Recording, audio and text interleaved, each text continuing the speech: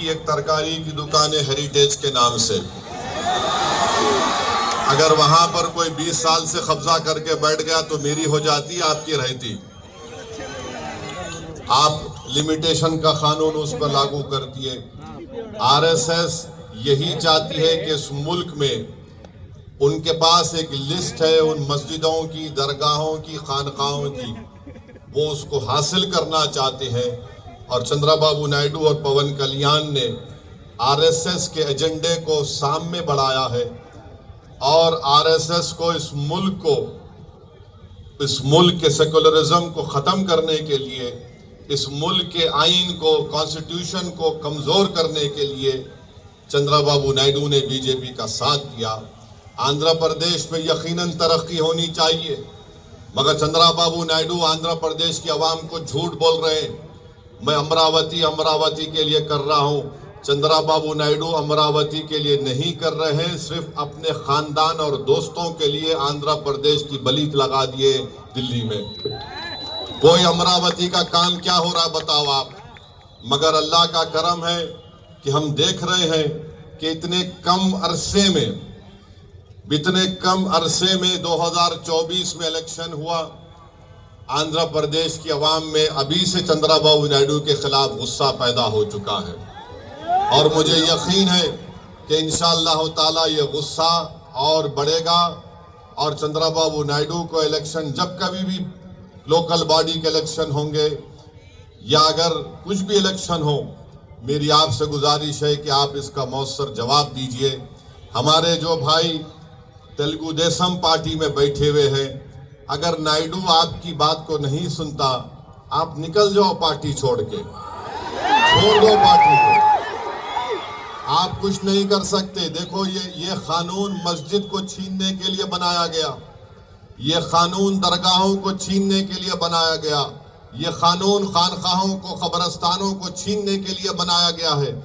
जब तुम्हारी और मेरी पहचान मस्जिद से है, इख्तलाफ हो सकता है, मैं आप कोई दूसरी पार्टी में होंगे, मगर जब बात शरीयत की, मस्जिद की आती है, तो मैं आपसे अपील कर रहा हूं कि आप बेखौफ होकर टीडीपी को छोड़ दीजिए और पैगाम दीजिए कि आप कभी भी संविधान पर, कॉन्स्टिट्यूशन पर, शरीयत पर, मस्जिद पर कोई कॉम्प्रोमाइज नहीं करेंगे।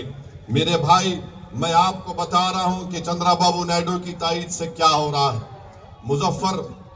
मुजफ्फरनगर में यात्रा शुरू होती है, वहां पर संघ परिवार के लोग चले गए एक दुकान पर, जाकर कहा कि तुम्हारे पास नाम क्या है। उसने कहा नाम से क्या मतलब।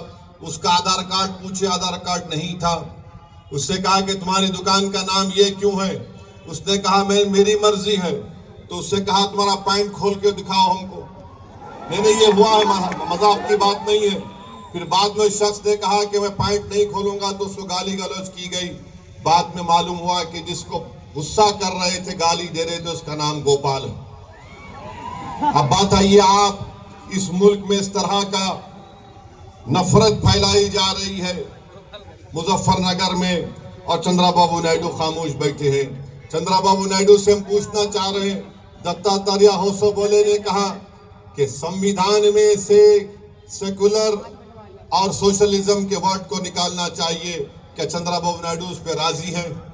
अगर राजी नहीं है तो चंद्रबाबू नायडू को पब्लिकली कंडेम करना चाहिए दत्तात्रेय होसबोले के बयान को, कि बेसिक स्ट्रक्चर का हिस्सा है हमारे संविधान का। आप देख लीजिए आर्टिकल 9 क्या है, आर्टिकल 15, 16, 25, 26, 27, 29 क्या है ये। और फिर वोटर लिस्ट में नाम को भी मजहब के नाम पर से नहीं निकाला जा सकता।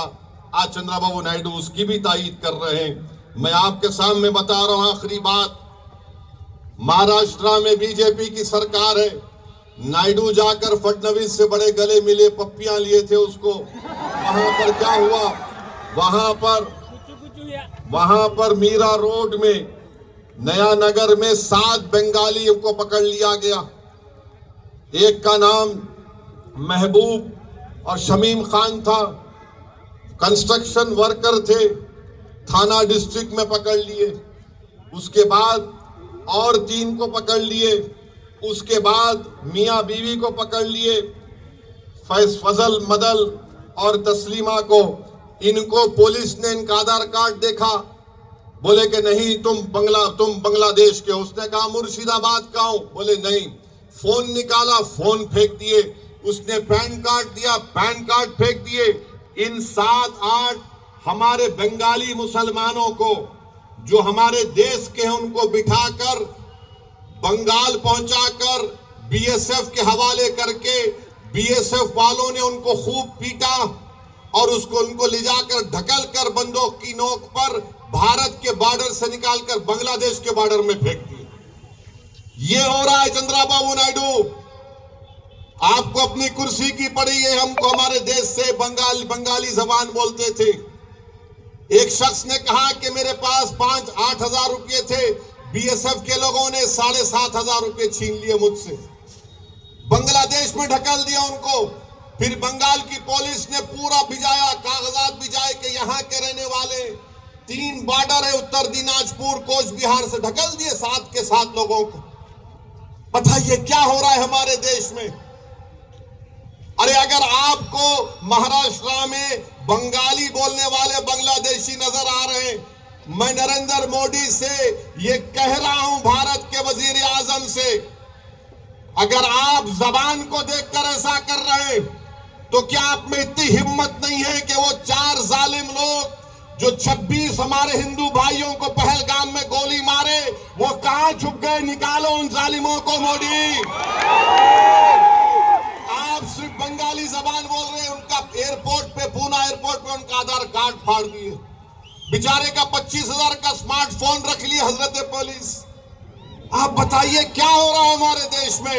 बहरहाल क्योंकि वक्त हो चुका है, मेरी आपसे गुजारिश है कि आप तमाम लोग मिलकर तेलुगु देशम को सबक सिखाएंगे, नहीं सिखाएंगे? आप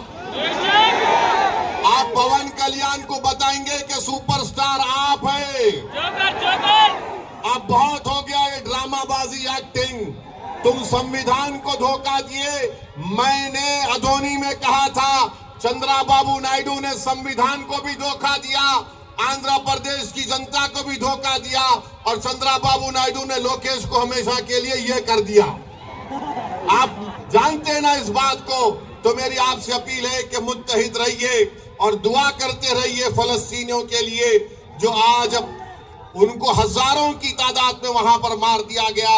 अल्लाह उन फलस्तीनियों को भी सलामत रखे। अस्सलाम वालेकुम व रहमतुल्लाहि व बरकातहू।